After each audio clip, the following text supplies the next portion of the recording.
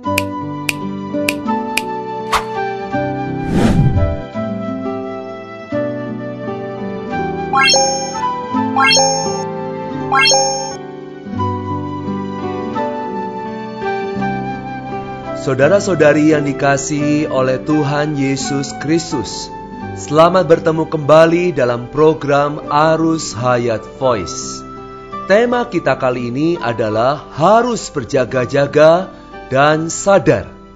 Pembacaan Alkitab diambil dari kitab 1 Tesalonika 5 ayat yang ke-6 yang berbunyi, "Sebab itu, baiklah jangan kita tidur seperti orang-orang lain, tetapi berjaga-jaga dan sadar."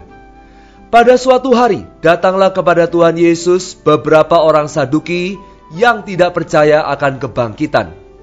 Mereka bermaksud mempersulit Tuhan Yesus dan ingin meruntuhkan kebenaran tentang kebangkitan. Dalam Matius 22 ayat 29, dengan tegas Tuhan menjawab pertanyaan mereka. "Kamu salah, sebab kamu tidak mengerti kitab suci maupun kuasa Allah." Mengapa mereka tidak percaya akan kebangkitan? Mengapa mereka salah? Tuhan dengan tegas menunjukkan. Pertama, mereka tidak mengerti kitab suci. Kedua, mereka tidak mengerti kuasa Allah. Di sini kita menemukan suatu prinsip yang sangat penting bagi kita. Juga suatu pengenalan yang seharusnya dimiliki oleh orang-orang Kristen. Ada dua penyebab utama seseorang bisa salah, dan meskipun sudah salah, tidak merasakan kesalahannya. Yaitu yang pertama, tidak mengerti kitab suci. Kitab 2 Timotius pasal 3 ayat 16 dan 17 mengatakan, "Seluruh kitab suci diilhamkan Allah dan bermanfaat untuk mengajar, untuk menyatakan kesalahan, untuk memperbaiki kelakuan, dan untuk mendidik orang dalam kebenaran. Dengan demikian, tiap-tiap manusia kepunyaan Allah diperlengkapi untuk setiap perbuatan baik." Tidak ada orang Kristen yang dapat mencari perkenan Tuhan yang tidak mengerti firman Allah. Hari ini Allah berfirman kepada kita berdasarkan firman-Nya yang telah tertulis di dalam Alkitab. Boleh dikatakan, segala kehendak Allah, maksud hati Allah yang berkenan kepadanya, apa yang tidak berkenan kepadanya, telah diberitahukan dengan jelas melalui Alkitab. Kitab Mazmur pasal 119 ayat 105 berkata, "Firman-Mu itu pelita bagi kakiku dan terang bagi jalanku." Hari ini, jika kita tidak ingin tersesat atau terjatuh sewaktu menempuh perjalanan rohani kita perlu terang firman Allah. Dalam Mazmur 119 ayat ke-11 mengatakan, "Dalam hatiku aku menyimpan janji-Mu, supaya aku jangan berdosa terhadap Engkau." Jika kita ingin menjadi orang yang tidak berdosa kepada Allah, hanya ada satu jalan, yaitu menaruh firman Tuhan dengan penuh kelimpahan di dalam hati kita. Jika anak-anak Allah mau mengeluarkan waktu dan dengan baik-baik membaca Alkitab, menjadikan Alkitab sebagai satu-satunya petunjuk jalan, bersama dengan itu bersikap takwa dan hormat, membayar harga untuk menaati Alkitab, mereka pasti akan terhindar dari segala kesalahan yang ekstrim. Yang kedua adalah mereka tidak mengenal kuasa Allah. Hari ini kita tidak saja memiliki Alkitab di tangan kita, kita juga memiliki Roh Kudus di dalam roh kita. Dalam zaman perjanjian baru, Allah telah menaruh hukum-Nya di dalam kita. Inilah yang disebut dengan hukum roh hayat di dalam Roma pasal 8 ayat 2. Inilah yang disebut dengan pengurapan di dalam 1 Yohanes pasal 2 ayat 27. Pengurapan ini mengajar kita tentang segala sesuatu. Jika kita tidak memadamkan gerakan Roh Kudus dan mau belajar menuruti pengajaran pengurapan yang ada di dalam kita, kita pasti tidak akan terjerumus ke dalam banyak kesalahan. Banyak kesalahan justru terjadi karena anak-anak Allah tidak mengerti Alkitab dan tidak mengerti kuasa Allah.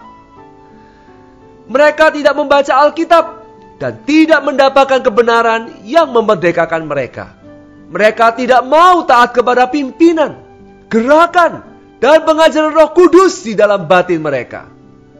Seperti yang terjadi di beberapa tempat, banyak anak-anak Allah sangat mementingkan mujizat dan tanda ajaib, penglihatan dan mimpi. Mereka tertarik sedemikian hebatnya sehingga mereka melupakan perkara menuntut pertumbuhan iman rohani mereka. Melupakan menuntut pertumbuhan benih ilahi yang sudah ada di dalam mereka. Seperti yang tercatat dalam 1 Yohanes 3:9. Yang sebenarnya jauh lebih berharga dan jauh lebih berfaedah. Karena itu, tidak sedikit anak-anak Allah yang masih hijau rohaninya. Banyak anak Allah yang karena hal-hal itu nyaris tertipu oleh tipu muslihat roh jahat. Saudara-saudari yang dikasihi Tuhan, kita sangat mudah salah, mudah ditipu, dan mudah disesatkan. Itulah sebabnya dalam 1 Tesalonika 5 ayat 6, Paulus berkata, "Sebab itu, baiklah jangan kita tidur seperti orang-orang lain, tetapi berjaga-jaga dan sadar." Syukur kepada Allah, supaya kita dapat berjaga-jaga dan sadar. Allah memberikan kepada kita 2 harta warisan yang sangat berharga. Pertama adalah Alkitab di tangan kita. Kedua adalah Roh Kudus di dalam roh kita. Karena itu, jika kita sungguh-sungguh menuruti Alkitab, menuntut dan mempelajari kebenaran dengan teliti, dan benar-benar taat kepada Roh Kudus, kita pasti tidak akan salah atau tersesat.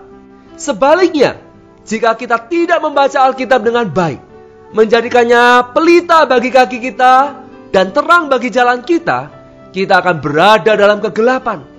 Jika kita tidak takut dan gentar menaati kuasa Roh Kudus, berjaga-jaga sambil berdoa, bersikap takut terjerumus ke dalam kesalahan, kita akan berada dalam kondisi yang sangat kasihan. Akhirnya, saudara-saudara, mari kita berlutut di bawah kaki Tuhan. Mohon Tuhan menerangi kita. Mohon Ia menjaga dan mengaruniai kita satu keinginan yang teguh untuk membayar harga apapun demi mencari perkenan-Nya, menolak segala ajaran yang tidak sesuai dengan Alkitab, dan memelihara setiap hal yang sesuai dengan Alkitab. Senantiasa tunduk di bawah kuasa Roh Kudus, tidak berani menuruti pendapat dan kemauan diri kita sendiri, dan tidak berani menuruti kesenangan tubuh daging kita sendiri. Mari kita berdoa. Oh Tuhan Yesus, terima kasih untuk firman-Mu Tuhan. Ajarlah kami belajar mengenal firman-Mu dan mengalami kebenaran-Mu yang memerdekakan kami. Tuhan, kami mau belajar senantiasa taat kepada pimpinan dan pengajaran Roh Kudus di dalam batin kami. Jadikanlah kami ya Tuhan, orang-orang yang berjaga-jaga dan sadar, supaya kami tidak salah, supaya kami tidak tersesat. Terima kasih Tuhan, kami serahkan diri kami untuk taat kepada firman-Mu dan taat kepada Roh Kudus-Mu. Di dalam nama Tuhan Yesus kami berdoa. Amin. Demikianlah firman Tuhan. Sampai bertemu di kesempatan berikutnya. Kasih karunia-Nya menyertai roh kita sekalian. Amin.